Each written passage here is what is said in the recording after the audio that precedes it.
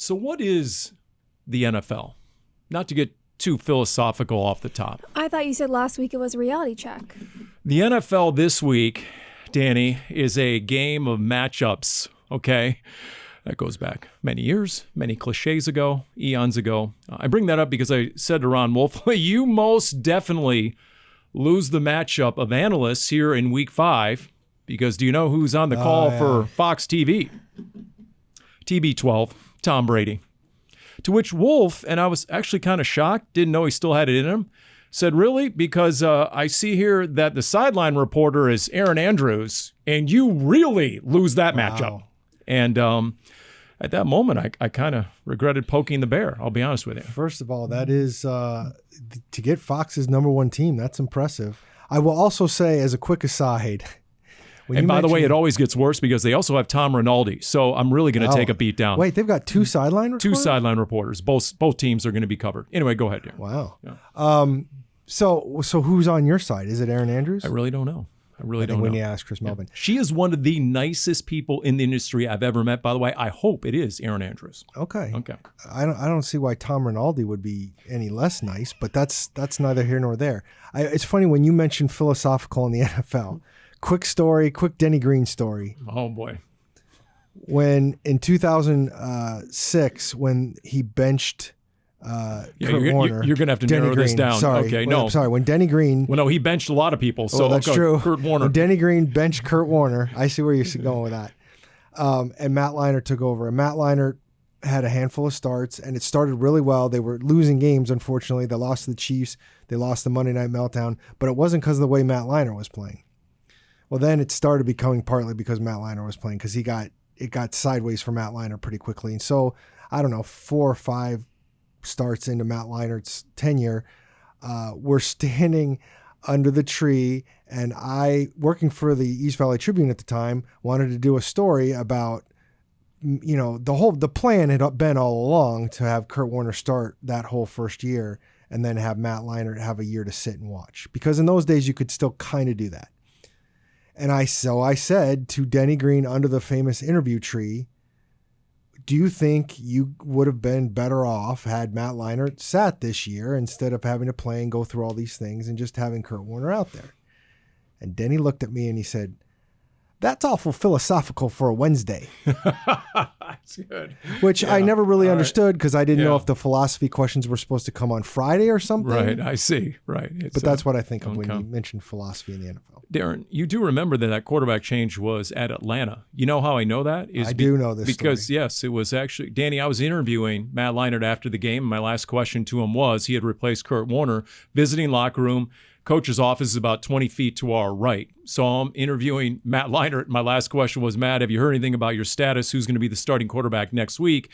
And this arm reaches over my shoulder, grabs the microphone and says, Matt's going to be the starting quarterback. You're done, Matt. And that's how the interview ended, with Matt Leinart, the head coach, grabbing the microphone live on the air and declaring his next starting quarterback. This is all chronicled on YouTube on Renaissance Man, the Folktales. So, okay. Sorry, I didn't mean to derail us, but I hear philosophy, and that's what I go to. Well, I hear adjustments. I hear tweak. Yeah. I hear changes, all sort of key words from the head coach this week. And it does make me wonder, what's in store? What do those words portend? Dani, do you think there's a minor, major? Is it going to be scheme? Is it going to be personnel? Is it going to be all the above, none of the above? What's your gut on this one? The personnel is not going to change unless the Cardinals get healthy players returning. If Kyrie's Tonga on the defensive line is able to go, if Darius Robinson comes off IR this week and begins practicing, because he's now missed the minimum 4 games, the rookie with that calf injury, that's the only personnel change I would expect to see. The Cardinals are not going to change their foundation and the scheme that they run. When it comes to changes being made, head coach Jonathan Gannon said it's going to be the smaller things, and that's also going to change week to week based on your opponent. Even if the Cardinals had completely shut down Washington last week, it would be a completely different game plan for the 49ers. Brock Purdy's a very different quarterback than Jaden Daniels. There would be changes regardless. The fact that this run defense has given up almost 200 rushing yards in back-to-back weeks, that's a change I would expect to be addressed. I'm gonna boil down what Dani said real succinctly, Paul. Wow, okay. Larry Fitzgerald is not walking through that door. Patrick Peterson is not walking through that door. Tyrann Mathieu is not walking through that door. Hassan Reddick. Let me tell you though, if Darius Robinson walks through that door, No, that's true. He could walk through that door. I will get up out of this seat and I will applaud. There will be a standing ovation from yours truly if D-Rob does walk through that door.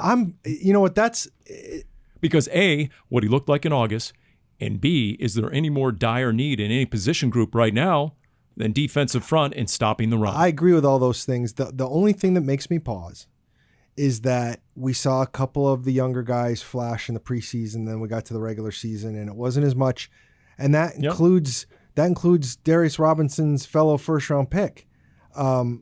Because Darius Robinson did play in the first preseason game more than Marvin Harrison did, but not much. And then he was shut down in games like everybody else. And now he's been sitting for a month. So while I do think he can make an impact, I'm curious to know how quickly that could happen. I guess I still have that snapshot in my head of what he did against Quentin Nelson in the joint practice against the Colts and what he did a couple of those starting tackles of the Colts as well. I mean, at this point, you absolutely want to see him. Yeah. It would also bring down snap counts, the way that this defensive line relies on rotation and how many players they have active. If you can have another body out there, that helps keep the other numbers down to keep everybody fresh. And when your defense is on the field for 7 more minutes than the offense the way they were last week, extra bodies make a difference. Well, for what it's worth, on the head coach's TV show this week, Game Plan, I did ask him, okay, so in terms of priorities, where does run defense rank? And he said right up there, no doubt about it, especially to your point, Dani, about your next opponent, a 49ers team that is still running the ball, minus their first-team All-Pro running back, Christian McCaffrey. Jordan Mason is just filled right in 3 of the 4 games. He has over 100 yards rushing. Jordan Mason on pace, if he played all 17 games, to rush for 1,900 yards this season, by the way. Come on now. Really? Yeah, I just did the math. Okay. Like 1899 point something. Okay, I see your factoid with another one. Jordan Mason's 447 rushing yards so far, the second most ever for a Niners running back over the first 4 games of a season, trailing only Christian McCaffrey last year, who had 459. So the Niners are running the ball. There's no doubt about it. And a lot of times it doesn't matter who the running back is because so often, if you listen to Cardinals defenders, it's the scheme, stupid. Yeah. It really is what Kyle Shanahan dials up. And the week after that, after you go to San Francisco, you go to Green Bay, which is got Jordan Love back, but they've been running the ball. Josh Jacobs has been running the ball really well. Okay, so speaking of the week after, I'm going to bust this out. I don't know much, but I know this much. Don't waste all your good Packers takes. No. This has nothing to do with the Packers. Oh, you just said the week after. This has to do with playing a team the week after. Oh, rainbows. Okay. So the Lions won last night, and I don't know where I stand on the picks. We'll get to that a little bit later. I can tell you this much. I'm not taking Seattle next week in week 5 because they got beat up. Teams that go against the Lions this year, the week after, are 0-3. By a combined 109-31. The Rams lost in week 2 against the Cardinals, 41-10. Tampa lost in week 3 after beating the Lions. They lost to Denver 26-7. They were anemic.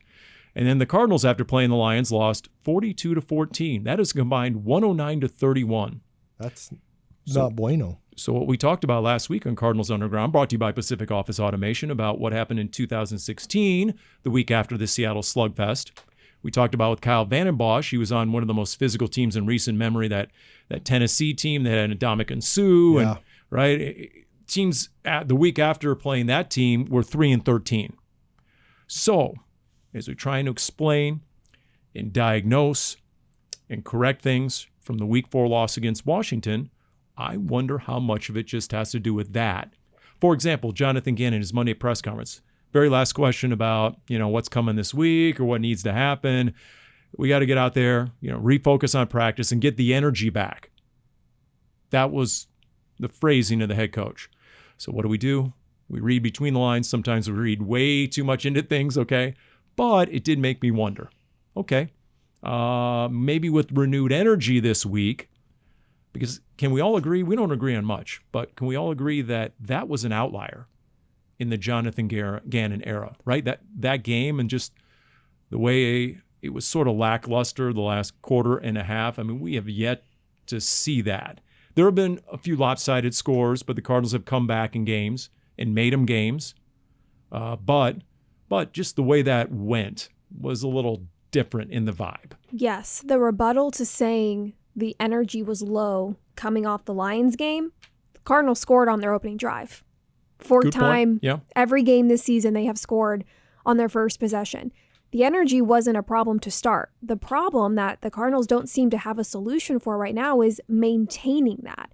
They have these hot starts, and then as the game goes on, they can't seem to carry over the rhythm offensively. The Cardinals had 300 offensive yards, so it wasn't like they were not moving the ball at all. Running back James Conner ran for more than 100 yards.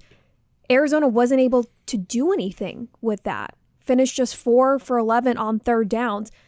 It was just not clicking the way it did to start the game. I agree. Jonathan Gannon's teams last year and so far this year have finished strong and competitive. I would attest that more, at least defensively, to probably being exhausted when you were on the field 7 more minutes than your offense. Cardinals had a drive offensively that lasted 90 seconds. That's going to wear you down, especially when you've got to deal with really 2 running backs on the field at once when you've got a mobile quarterback like Jaden Daniels. I don't attest that to coming off the Lions. I just think that they were worn down.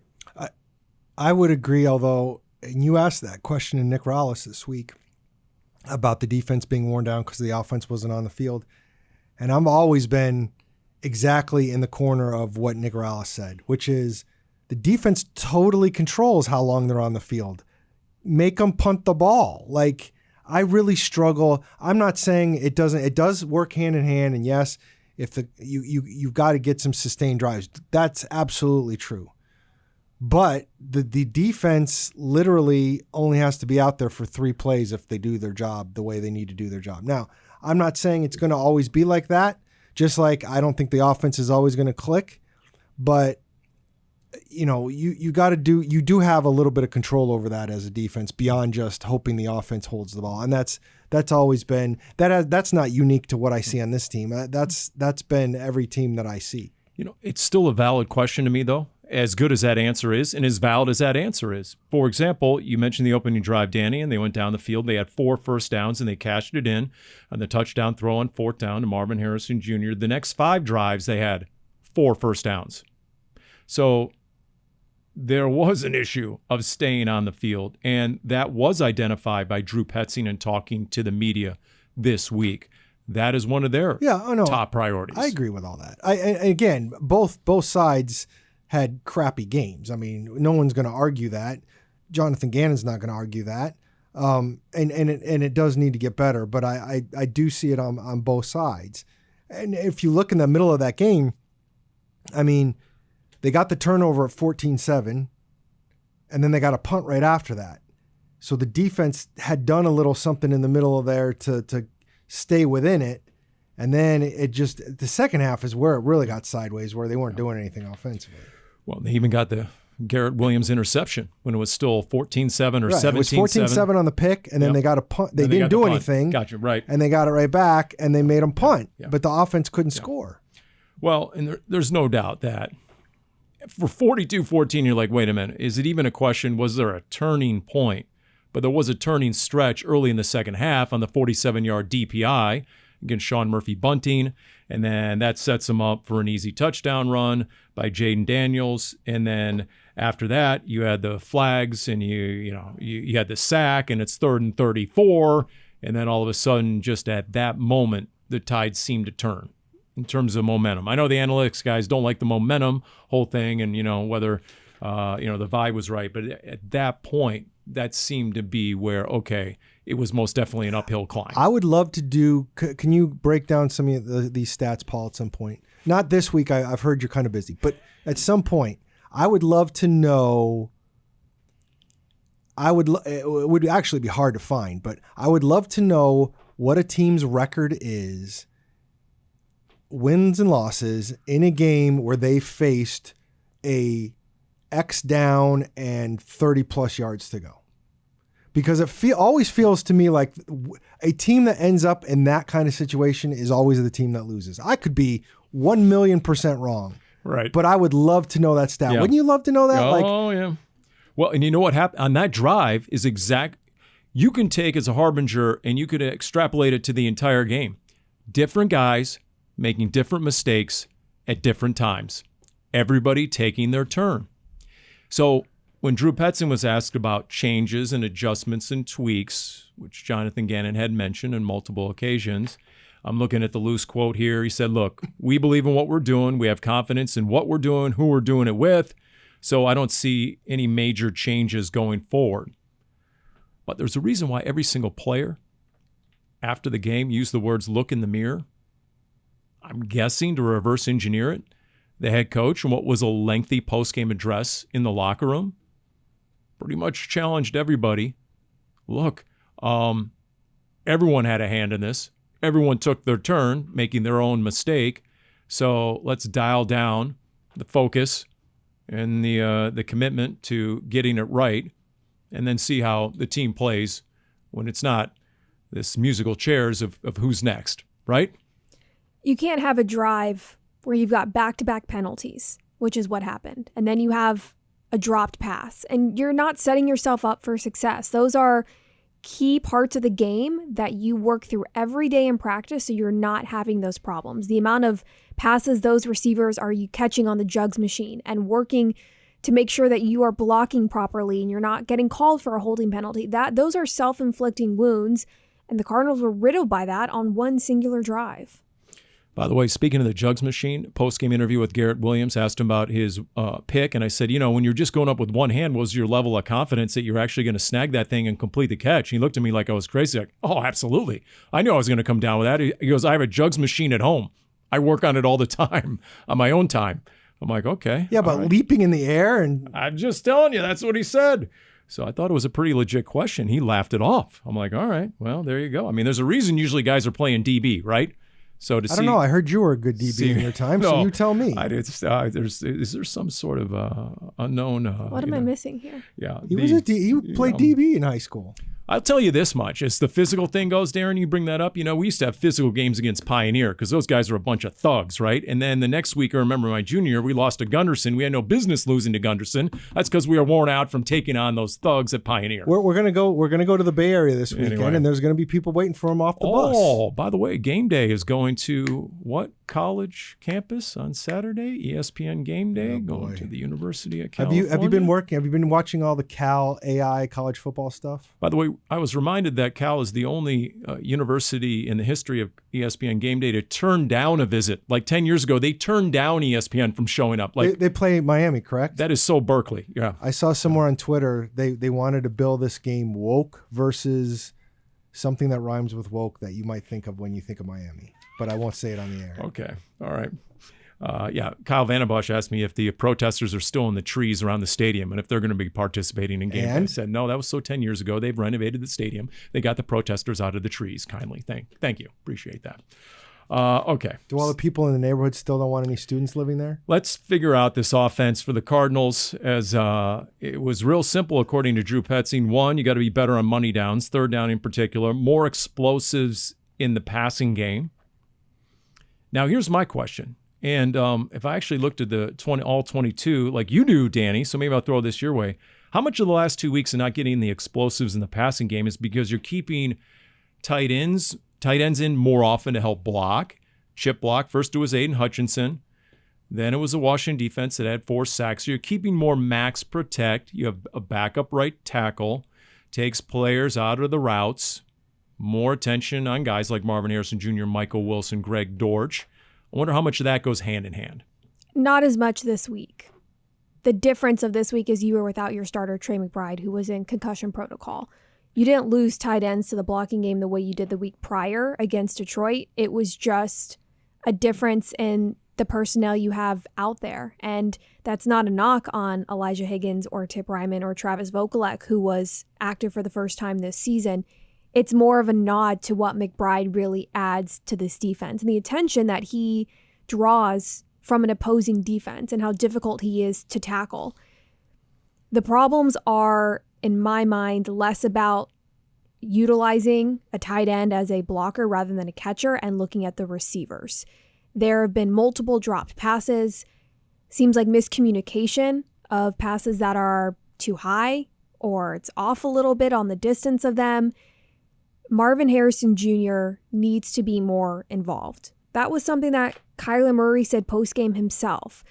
Harrison has a trend where he starts off fast and it seems like the ball is finding him. And then you go the second quarter and it doesn't find him as much. Then you go the third quarter, it doesn't find him as much. And the fourth quarter, he wasn't targeted at all. Only in the first and the third this past week, he went 28 minutes without being targeted. He's your best player. Offensive coordinator Drew Petzing said it is a fine line of making sure the ball finds your best player in those moments without forcing it. Cardinals need to find a way, though, to get the ball to Harrison when they need to. Yeah, if the Pro Bowl was based on the first quarter only, Marvin Harrison Jr. would be going. Not the rules, Paul. No. Not how it works. Maybe, okay. This Niners defense, though, Darren, 6 sacks last week, minus Javon Hargrave. Some guy named Kevin Gibbons had 2.5 sacks when he's had like 4 in his entire 5-year career. And then you had Nick Bosa with a sack and 9 quarterback pressures. So I'm guessing there's going to be plenty of 12 and 13 personnel to help out against the next 97 Nick Bosa. You would think. Although, Paris Johnson is having a pretty solid season, I think. And yep. I'll be interested to see how many chances of one-on-one he would get against Nick Bosa. Yeah. McBride, though, if he is back, yes. How big is that, you think? Oh, I think it's huge. I think there's a certain security blanket aspect to his game that for Kyler Murray, he just changes the dynamic of what you might have, especially over the middle. It's just like if the 49ers were missing George Kittle. You're going to be able to do some stuff. You can make it through, but it makes it so much better if you have him. And I do think Trey McBride has gotten better at his blocking. But I think he's important. And an underrated part of McBride's game, in my opinion, is especially when he's catching the ball a few times. Like he's one of those energy dudes on the field now. Like he makes a big play. Like the sideline gets revved up, he gets revved up. You can feel it a little bit. Yeah, the whole tight end screen thing. I still need tight end screens to not only Trey McPlay but Tip Ryman. Whatever happened to my Who Wants Some? That was the name of the play for Tip Ryman. Give him a tight end screen, and here comes 6'5", 275. Yeah, I just we'll see. This would be a good game for that against the stinking Niners. They think they're physical and all that, right? Fred Warner, here it comes. Here's this 275-pound rookie. You get Paul involved in the NFC West, and the emotions just jump off the page. You are right. I start talking like I'm actually in the game. It's ridiculous. You're absolutely right. Paul is a certified hater when it comes to divisional opponents, and I live for it. Well, the 12s, though, especially. The 12. I feel bad for the 12s this week. Well, not really. I feel bad for you. You haven't been able to call them the last place Seahawks. That's right. You're absolutely right. That offense actually looked pretty dang decent on Monday night against the Lions. That new offensive coordinator, right? The NFC West is back to being the real deal, maybe the best in all the NFL from top to bottom. All the more important to get a divisional win this week. And remember, the Rams last year started 3-6 and made the playoffs. So don't put it past Sean McVay, and you saw what he did against the 49ers. It's interesting because the 49ers lost 2 in a row. And then they came out and they got a win against New England, right? And they were doing things to beat themselves. And, it was interesting to hear some of the team leaders, like Trent Williams said, we needed it. It was more than just going 2-2 on the season. It was something for our confidence because they had lost at Minnesota and then lost at the very end against the Rams. Cardinals, I think, are in sort of a similar spot right now. They've lost the 2 in a row. Boom, you go out there. And, you played a really physical last game against the 49ers last year. You ran for over 200 yards. I still remember Fred Warner being asked, because they had the number 1 ranked run defense going into week 14 last year. Yeah, that was a home game for the Cardinals, right? Yes. Yes. And then Fred Warner was asked, even in a victory, someone asked him, well, what about giving up more than 200 rushing yards? That's the first time in like 5 years the 49ers have done that. And Fred Warner literally was at a loss for words. You're like, I can't really explain that. And so if the Cardinals can get back to that, and the reason I bring that up is the 2 Cardinals touchdown drives. James Conner had the bulk of the yards. He had more than 50% of the yards in both touchdown drives rushing. So is a return to that sort of kind of ball against the Niners team that has a lot of replacements and backups on their defensive front Fred Warner's considered day-to-day, didn't finish the game last week with the ankle injury. Obviously, he's huge in the front seven, best middle linebacker in the game. But I do wonder if you're trying to, settle the offense, do you get back to your original identity and DNA? Okay, so somebody asked me a similar question in the mailbag this week. So I looked it up, and this would be all the drives through, as I drop my pen and all this stuff. This would be through all the drives through Connor's second touchdown, which is basically when things got sideways for the Cardinals after that, right? Okay. So on the first drive, which was, of course, we know the Harrison touchdown, Connor had touched it 5 of 9 plays. Okay. On the second drive where they punted, he touched it 3 of 6 plays. He didn't play the next series, which was, I think, a 3-and-out, but they ended up punting on 4th and 1. They couldn't get 3rd and 1 or something like that. Then they went 3-and-out again. Connor got the ball on first down, but he got stuffed for no gain. Then I think they got sacked, and then it kind of got sideways. He had it for 3 of 4 plays before the end of the half, before they went into the hurry mode, and they ended up turning it over on downs. But after those 4 plays, like, they needed to throw every down. Then came the 3rd and 34 series. Yeah. Yep. And then was their last touchdown where he had it on 5 of 11 plays. And DeMarcado actually also got a carry on that play too. So I guess my argument would be, like, how much more do you need to give it to James Conner? Yeah. Like, he was getting touches. He was getting the ball. So I guess I don't know what else you were going to do other than make sure he gains yards more than he was getting. But he was getting the ball. It's not like they were throwing it 80% of the time and just not running it. And all told on the game, Cardinals ran it 32 times for $182. That's 5.7 yards a carry. It was a weird game, though. A really weird game. I mean, Kyler Murray's passer rating was nearly 10 points higher than Jaden Daniels. So in some ways, the numbers were really deceiving based on the way it looked and the way it came out in the box score. So if you want to use the eyeball test, have you had one of those games yet where the Cardinals wore down the defense, where you got to the fourth quarter and the opposing defense is like, no mas, tapping out? Because that happened last year against Pittsburgh, at Philly. Even against that Niners team, you ran for more than 200. Seattle, you ran for, I think, $180 in Week 18. I mean, you got to the point in second halves over the second half of last season where defenses wanted no more of cram it vertical. And the Rams game this year, Cardinals ran for 231. There you go. And so can you get back to that where you're actually wearing down a defense where it may not necessarily pay off in the first half and it might be somewhat pedestrian, but then you get into the third and fourth quarter and look out? Yes, this offense is built around being able to run the ball. That's an important piece of their identity. They got back to it this week after it was not effective the week prior against Detroit. The numbers would say James Conner had a good game, and he did. It was the fact that the offense couldn't produce anything with the yardage that they were gaining. The Cardinals have found themselves in a spot where when you don't have rhythm and you can't seem to move the chains and really get points on the board, you force yourself to become one-dimensional. So when you're looking at these numbers and you're saying, what more could Conner be doing when he's running the ball? You're not looking for any more from Conner. You're looking for every other piece on the offense to build off of what he is doing. I'm not looking for any more than what Conner put up last week. That's sustainable throughout the rest of the year. You need your other pieces on offense, your other receivers, to carry their workload and also be a threat so that the Cardinals are not one-dimensional and forced to just continue to pass the ball late in the game the way they were the last 2 weeks. So earlier here on Cardinals Underground, I mentioned how I decisively lost the matchup. Actually, it was Wolf to both Erin Andrews and most certainly Tom Rinaldi. So can I say that I am the Joe Burrow of trivia? You got to dye your hair first. I would pay for that. Darren's going to pay to dye your hair. I'm going to ignore that. And the Joe Burrow comp I was making is that I'm just a slow starter. That's all. You know, I'm slow out of the gates, first 3 You're weeks. 0-3, Paul. So is Joe Burrow. Yeah. Before we talk more about the record, let's hit the intro. It's time for The Wise Guy, the world's fastest growing Cardinals quiz show. The stakes are low, the winner gets absolutely nothing. Here's your hostess with the mostest, Dani Sureck. I wish I had people follow me around with the introduction and the applause in my daily routine. It's a nice touch. Darren, as Yes. our reigning champion, Yes. you once again get come to on. choose who gets the first Well, question. I'm going to receive this week, Dani. Okay.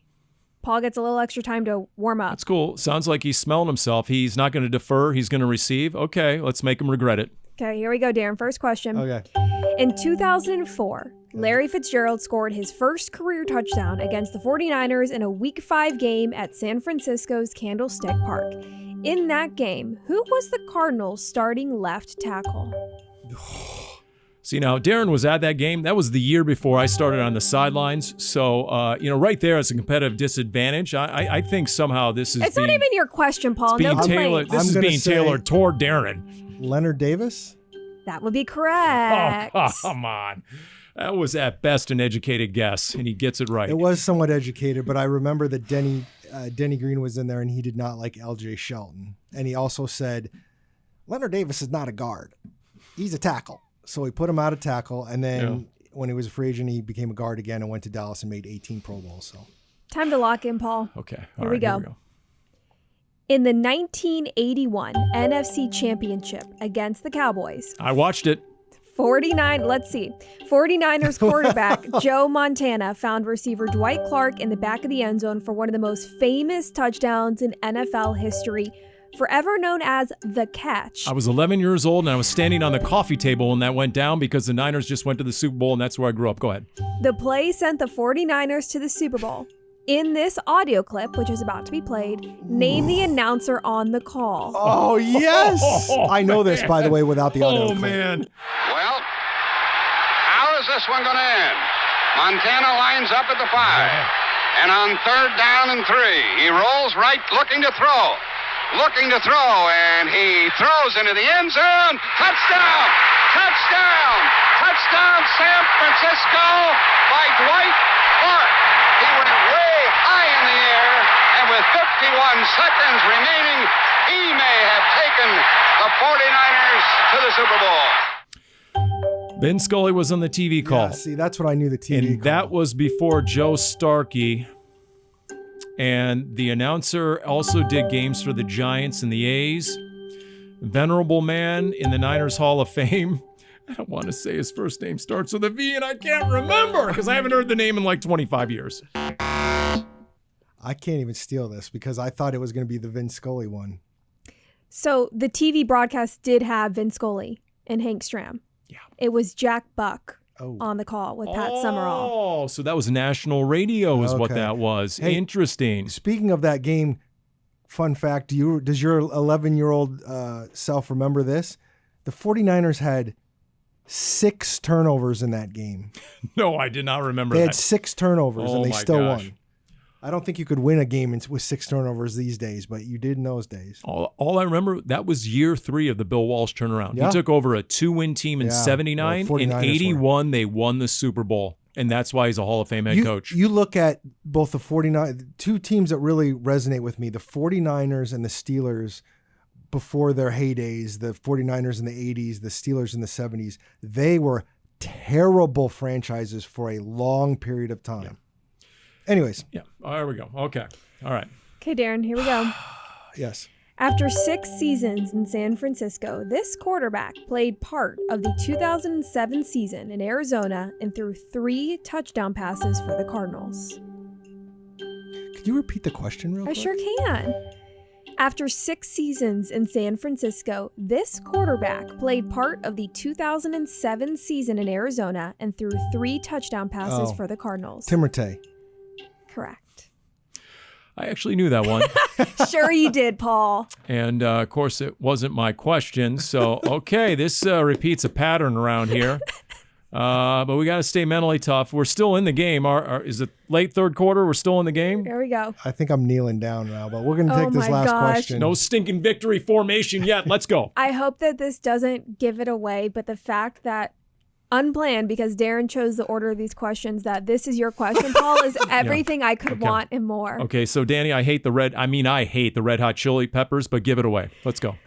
In 2019, this Cardinals receiver had an 88-yard receiving touchdown against the 49ers, the 7th longest passing touchdown in Cardinals team history. Wait a minute. What year was this again? Say it again.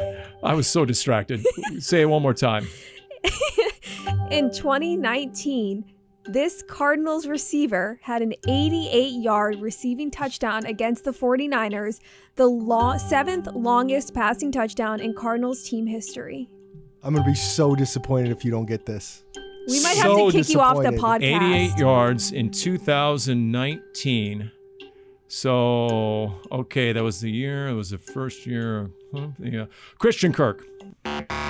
Andy! Andy Isabella. No, that's right. That was right in front of me, too.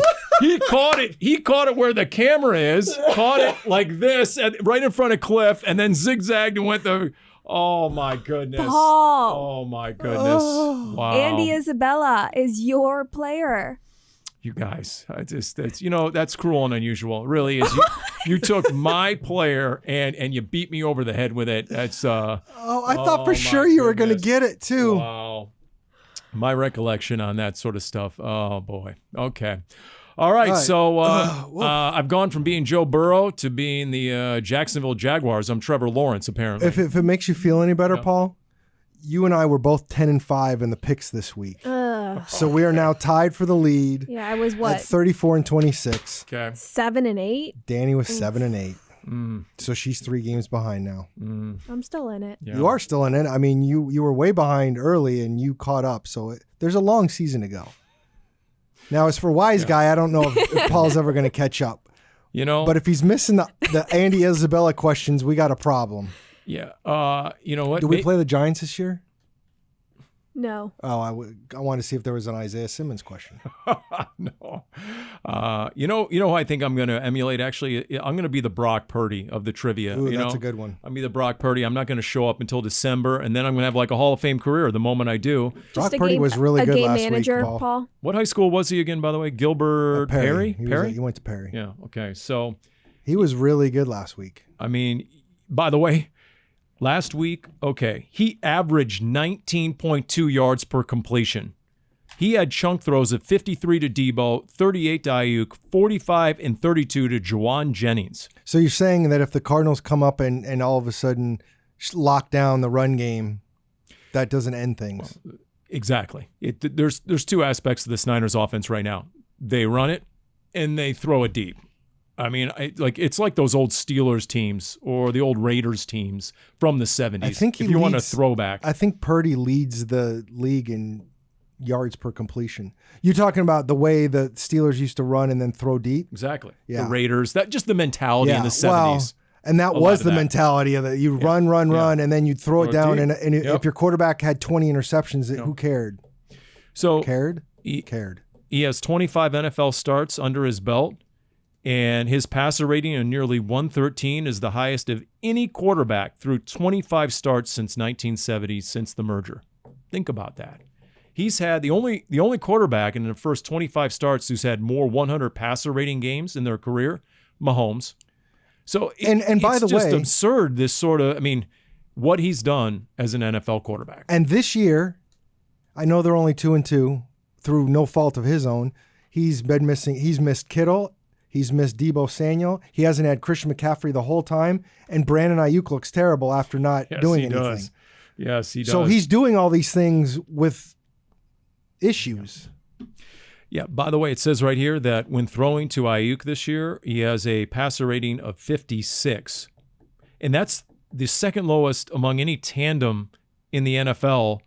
Throwing to everybody else, he has a passer rating of 125. So you just hope this isn't the week that they figure out the chemistry between Purdy and Ayuk. He didn't get his contract yet, did he? Ayuk? No, Purdy. I know Ayuk did. Yeah, no. Go Devils. Purdy might still have a roommate, like he did his first 2 years. We're not sure. He might have enough endorsements now. I think he got married. I'm pretty sure he got married in the offseason. Okay, that would probably, okay. So if he's got a roommate, we got to talk, Brock. Yeah. It's interesting, though, like if you talk about the Cardinals hitting the reset button, right? And, the big red purge, as we've talked about. The purge, Paul? Are there other purges that we have talked? I'm not naming them right now. No, I'm really not. He already missed Andy. He is not in the mood. No, Sorry. I'm not in a fun mood to let everybody know there's the purge, there's the purge anarchy, purge election year, the first purge, the forever purge, and what is now known as the big red purge, Cardinals hitting the reset button. I love it. That's my favorite part of the podcast. I go back to what Jed York said during last year's Super Bowl when they asked him about hiring Kyle Shanahan and John Lynch. Took over a 2-win 49ers team in 2017. And Jed York told the media, I'm quoting now, he smiled and laughed. He said, Kyle was really clear during the interview. He was like, this is one of the worst rosters I've ever seen in the NFL. That's what the candidate, Kyle Shanahan, told the owner, Jed York. And then eventually signed, I think it was a 6-year contract right out of the gate. And what's remarkable is arguably the most talented roster in the NFL, despite probably the worst trade in the modern history of the NFL. Yes. 3 first-round picks for Trey Lance. Well, for now, the Deshaun Watson thing is... Yeah, that's true. And the Bryce Young. They're coming strong. They're working hard. They're working overtime to overcome That's right. So just give those a little time. We'll see what history says. The Trey Lance one. I mean, again, you can't overstate... First of all, John Lynch and Kyle Shanahan have done a great job with the 49ers, but you cannot overstate the luck factor into getting Brock Purdy as Mr. Irrelevant and having him turn into this quarterback when you fell on your face trying to find that guy. Because if they didn't have Brock Purdy, they're not doing this. And look, they drafted George Kittle and they drafted Fred Warner and they drafted Nick Bosa, Debo they drafted their all-pro safety who is back, Talanoa. Yeah, he's back. So, I mean, Ayuk. But they also traded for Trent Williams. Yeah. And traded for CMC. Yep. And they had some free agency acquisitions like Javon Hargrave, who's now done for the year, but Charvarius Ward was a free agent. Hey, they got really a great good team. So in fact, before the season, before McCaffrey was hurt, assuming Ayuk was coming back, the assumption was they were the NFC favorite, right? Sure. I mean, I guess the Lions were kind of up there, but I would have put them there. Yeah. I mean, at this point, if you had to go ahead and, earmark who's going to be in the NFC Championship game, probably be a rematch at this point based on what we've seen. But, Niners go in there and they're 2-0 at home. Now, they've also made mistakes early in the year. They had a couple of turnovers in this last game against New England. They had a couple of flags that wiped out a couple of touchdowns. So, and I do feel like the Cardinals, I know the one score got a little sideways. I mean, I do feel like the Cardinals play them tough. It's a division game. I do not expect anything close to what we saw from the Cardinals this weekend at all. I'll share this story. I've told it before, but not in a while, that the first game at the 49ers last year, Jonathan Gannon and Monty Ossenfort, week 4, where the Cardinals got down 21-3, but then fought back to 21-16, had a 99-yard drive. Yeah. Cardinals came out hitting in that game. Michael Wilson had a big game, some contested catches. That the TV sideline reporter was over on the Niners sideline later in the game, and John Lynch had come down. And that sideline reporter had a conversation with John Lynch, and the sideline reporter relayed to me that Lynch was really impressed by the Cardinals. Just the ferocity and the physicality, just how different they had looked from 2022. And I thought that was high praise. That's been every game where the Cardinals have gone up against a high motor, physical, violent team. The Eagles last year, the 49ers last year, the Lions this year. Every time it's a matchup and the Cardinals need to step up and be just as physical, they have been. What else is key for the Cardinals to get it back on track? I mean, it's easy to talk about, third downs and the explosives in the passing game. What else? Low key, what else has to happen? I know they've worked so hard to get away from this, but after watching last week and Kyler only running the ball one time, he's got to have a handful of runs. I don't care if they're off schedule. They're probably going to be off schedule scrambles rather than necessarily a planned run. But you got to have that element there to scare the bejesus out of the defense. The week prior, he was your leading rusher with 45 of your team's 77 yards. This week against Washington, Kyler Murray had just 1 carry for 3 yards. You need to find middle ground there. It can't be one way or the other. You need to find something consistent to where Murray's using his legs in a way that he feels comfortable, like he's not being the superhero, which he's made clear he doesn't want to be. You just need more. And the other thing is just basically on defense. I mean, you can't get run over. I'm not saying they're going to shut down the running game and Jordan Mason, but you just can't get run over. You give up some points, okay, But you got to get a handful of stops in this game and give your offense a chance. And then it's on the offense to do it. But I'm like, you've got to give them something. Gannon had mentioned that the Cardinals dressed 5 defensive linemen for the Washington game. I'm going to presume they dressed 6. Wouldn't be surprised. And they use a lot of those guys, maybe 4 D linemen, 4 down fronts. He mentioned we got to figure it out. He said it after the game. He said it to the media during the week. Got to figure out how to stop the run. So, all right, you don't have a lot of options personnel-wise other than somehow miraculously Darius Robinson walking through that door. So if it isn't personnel, then I'm guessing it's scheme. And at least there's got to be some adjustments, you would presume, and especially against the Niners team. And then, other than that, other than maybe do some of the rookies get more time? Do you see, and this has nothing to do with run defense, but do you see more Max Melton in this game? Do you see maybe a debut of Rabbit? He was a seek and destroy guy. Do you unleash him in certain packages as a run stuffer, sort of a Buddha type? When Buddha has 14 tackles, what if you had another guy out there who was able to go sideline to sideline like that? Who are you taking off the field? Yeah, it's valid. Jalen Thompson played 100% of the snaps. So yeah, where exactly you fit? I think that's a good question. Unless a Garrett Williams goes outside and Max Melton is the other outside corner, and then all of a sudden your slot either becomes Sean Murphy Bunting, who was in the slot for most of his career, and or a Rabbit for run stopping purposes.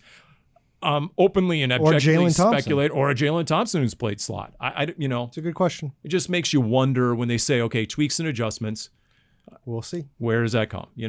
And how does that prove to be? So, okay. All right, Paul. I know that you love the fans out there. And it feels like we're getting more and more people reaching out and saying that they listen to this, which is nice to hear. When I was at, I didn't tell you this story, Paul. Not this home game. I guess the home game prior against Detroit, when I was in line to go down the elevator to go down the fields, a worker told me that he likes to listen to our podcast. So appreciate everybody listening. There we go. But we got a question. Okay. It was sent to the mailbag, but the person asked said, you, Paul, and Dani rank collectively. Now, Dani's not going to be able to do this because she wasn't around for some of these guys, but whatever, just go. Can you collectively rank the following in terms of sheer imposing human mass? What? Leonard Davis. What a question. Okay. Mike Iupati. Oh, wow. Deuce Latui. Yeah. Lecky Fotu. Ooh, those are good. Will Hernandez. Dan Williams. Dan the Can. Alameda Ta'amu. Wow. Those are really good selections Those are good. I get a quick Alameda Ta'amu story. He was a run stuffing defensive tackle, I don't know, 2016, 15. Sounds right, yeah. Somewhere in there. Okay. The Cardinals were having a media day, and in those days, we didn't have a team photographer, so I was in there taking pictures and going around. And Larry Fitzgerald was going slow. And we also didn't have a ton of people helping to get them from station to station, and Larry was taking his sweet time, and he needed to go faster. So I was tasked with going over and kind of moving Larry a little faster than what he was doing. Right. And he had just taken some pictures sitting down for somebody, and Alameda Ta'amu was right after that. And so we're walking away, and, Larry had the penchant for tackling people and bringing them to the ground. Okay. And I don't know what Larry was doing, but we're walking. I'm like, hey, you kind of have to keep going over here. And he puts his arm around my shoulder, which if you actually are seeing, we had a photographer there that actually took this picture of me walking with him. And the actual conversation going on while we're walking is he had actually just said to me, have you ever tried to tackle Alameda Ta'amu? And I'm like, no, Larry, why would I try and tackle? Well, it's really hard to do. And I'm like, yeah, thanks for that. The guy was like 6'4", 360. I understand. Okay, so there are 2 names on this. Well, there's one name that should be on this list, and another name that is on this list. Anybody you miss. So if we're missing somebody, please throw it in there. So Larry tried both of these guys and lost badly. One name not on the list, Corey Peters. Corey Peters. He's not quite in the Ta'amu or Deuce Latui or Iupati category. Yeah. but he was also a champion wrestler, heavyweight champion wrestler. Larry lost badly in that one. Yes. But this isn't a Larry tackling. No. He also tried Dan Williams at a charity event I saw behind the scenes. He tried to bull rush Dan the Can. Bad move. Larry lost that one in a tremendous fashion as well. Almost throwing out Red Bryant, who is a defensive tackle. He was a big boy. I got to say, on this list, there's some big dudes. Leonard Davis, between his height and his just massive mass, I think I would probably still have him 1. So I just looked it up. In physics, mass equals density times volume. Okay. Where M represents mass, D represents density, V represents. Okay, so We were boom. told no math. So Now we're adding in physics. I'd say if you had I did not like AP or honors physics in high school. You took honors physics? I did. I had to build a bridge out of paper and glue. Oh, you couldn't have paid me enough to take an honors class like that. But anyways. I think I cried every week. Yeah, Carry on, Paul. I'd love to disagree with you because I enjoy disagreeing with Darren, but Leonard Davis for both, in terms of horizontal and vertical. Yeah. Leonard Davis would probably have to be don't the get me guy. wrong. All these other men, Yeah. Mike Upati was a giant man. It's funny because on the Big Red Rage, L.J. Collier told a story of running into Calais Campbell in the offseason. And this is L.J. Collier said, biggest dude I've ever met. That guy is enormous. And for L.J. Collier to say that. You know what? Calais is more tall than he looks like he could be a power forward in a lot of ways. My favorite. He, by the way, had another good game last night for Miami. Yes, he did. My favorite Calais moment was when the Suns came to Cardinals camp and Calais was looking straight up at Tyson Chandler at 7'1". That's I always said, good, see, Calais, there. That's what happens to guys like you when you go up as a 7-footer. Finally. So we didn't have a full ranking, but I would think Leonard Davis and Mike Upati would be tops on my list, probably. Yeah. Okay. Good question, though. It really is. They somebody put a lot of research into. So if you want to send me some for the podcast, feel free. That would be the all dense team right there. Density between Be careful. D linemen. You don't want to be insulting their intelligence, No, Paul. the D and D lineman stands for density. So we'll throw that out there. All right. So I'm 0-4. Appreciate that. But once again, we are giving some valuable advice. I'm not taking Seattle in this week's picks based on the whole Detroit track record. Oh, and by the way, Omo did throw in there before we get out of here that the next time the Cardinals play the 49ers at the end of the season when they come here, the 49ers play on Monday night, the Detroit Lions. Interesting. Okay. All right, that'll do it for this edition of Cardinals Underground, brought to you by Pacific Office Automation.